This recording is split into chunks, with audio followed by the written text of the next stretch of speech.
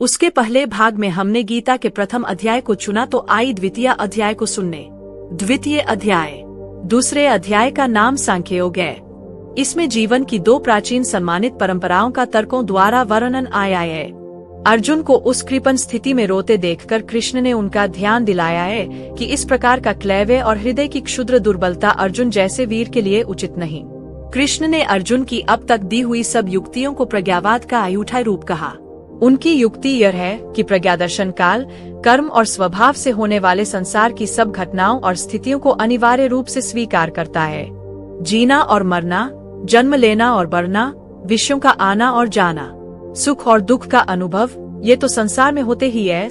इसी को प्राचीन आचार्य पर्यायवाद का नाम भी देते थे। काल की चक्रगति इन सब स्थितियों को लाती है और ले जाती है। जीवन के इस स्वभाव को जान लेने पर फिर शोक नहीं होता। यही भगवान का व्यंग्य है कि प्रज्ञा के दृष्टिकोण को मानते हुए भी अर्जुन इस प्रकार के मोह में क्यों पड़ गया है। ऊपर के दृष्टिकोण का एक आवश्यक अंग जीवन की नित्यता और शरीर की अनित्यता था। नित्य जीव के लिए शोक करना उतना ही व्यर्थ है जितना अनित्य शरीर को बचाने की चिंता। ये दोनों अपरिहार्य है। जन्म और मृत्यु बारी बारी से होते ही है, ऐसा समय कर शोक करना उचित नहीं है। फिर एक दूसरा दृष्टिकोण स्वधर्म का है। जन्म से ही प्रकृति ने सबके लिए एक धर्म नियत कर दिया है। उसमें जीवन का मार्ग, इच्छाओं की परिधि, कर्म की शक्ति सभी कुछ आ जाता है। इससे निकल कर नहीं भागा जा सकता। कोई भागे भी तो प्रकृति उसे फिर खींच लाती है। इस प्रकार काल का परिवर्तन या परिमाण, जीव की नित्यता और अपना स्वधर्म या स्वभाव जिन युक्तियों से भगवान ने अर्जुन को समझाया है, उसे उन्होंने सांख्य की बुद्धि कहा है। इससे आगे अर्जुन के प्रश्न न करने पर भी उन्होंने योगमार्ग की बुद्धि का भी वर्णन किया।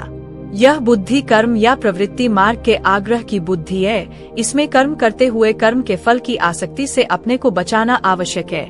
कर्मयोगी के लिए सबसे बड़ा डर यही है कि वह फल की इच्छा के दलदल में फंस जाता है। उससे उसे बचना चाहिए। अर्जुन को संदेह हुआ कि क्या इस प्रकार की बुद्धि प्राप्त करना संभव है। व्यक्ति कर्म करे और फल न चाहे तो उसकी क्या स्थिति होगी, यह एक व्यावहारिक शंका थी। उसने पूछा कि इस प्रकार का दृढ़ प्रज्ञा वाला व्यक्ति जीवन का व्यवहार कैसे करता है। आना, जाना, खाना, पीना, कर्म करना, उनमें लिप्त होकर भी निर्लेप कैसे रहा जा सकता है।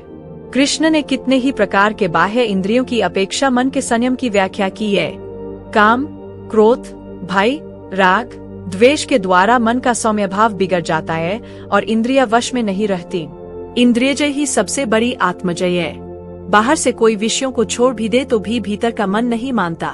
विषयों का स्वाद जब मन से जाता है तभी मन प्रफुल्लित, शांत और सुखी होता है। समुद्र में नदियां आकर मिलती है पर वह अपनी मर्यादा नहीं छोड़ता।